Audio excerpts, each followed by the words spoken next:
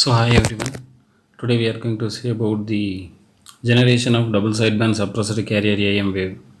So here we are having two ways for generating double sideband suppressor carrier AM waves: balanced modulator and with the ring modulator.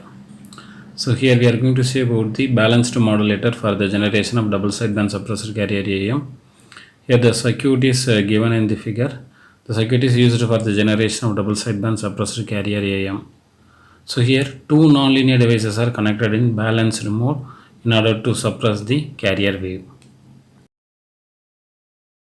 So this is the block diagram for the generation of double sideband suppressor carrier AM using balanced modulator.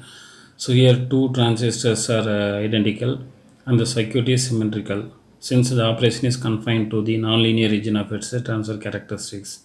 So here the modulating signal is given as the input through a center table transformer and another input is a carrier signal. So the input applied for the transistor T1 is VBC, that is nothing but the summation of Vm and Vc. Similarly, the another input for transistor T2 is VBC dash, that is nothing but Vc plus Vm dash. So these two inputs are given for the transistor T1 and T2. So the input voltage to the transistor T1 is given by VBC, that is nothing but Vc of t plus Vm of t. So we know the value of Vc of t and Vm of t, Vc cos omega ct plus Vm cos omega mt. Here both Vc and Vm are in phase. Similarly, the input voltage to transistor T2 is given by VBC dash, that is equal to Vc of t plus Vm dash of t, that is nothing but Vc cos omega ct minus Vm cos omega mt. Here both Vc and Vm are in opposite phase. By the nonlinearity relationship, the collector current can be produced by the transistor T1 and T2 is written as I1 dash. So I1 is equal to A1 VBC plus A2 VBC squared. Similarly, I1 dash is equal to A1 VBC dash plus A2 VBC dash whole squared.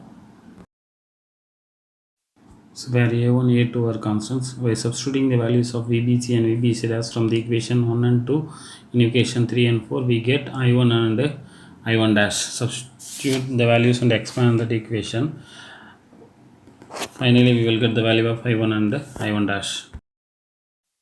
So the output double sideband suppressed carrier AM voltage V0 of t is expressed as V0 of t is equal to K into I1 minus I1 dash. Here I1 is the current produced by the transistor T1 and I1 dash is the current produced by the transistor T2. Now substitute the values of I1 and I1 dash in that equation number 7. We can get the double sideband suppressed carrier AM. This is the output of the one balanced modulator. The equation shows that the carrier and other terms are balanced out, leaving only by the two sidebands and the modulating signal, which represents a double sideband suppressor carrier AM. Thank you.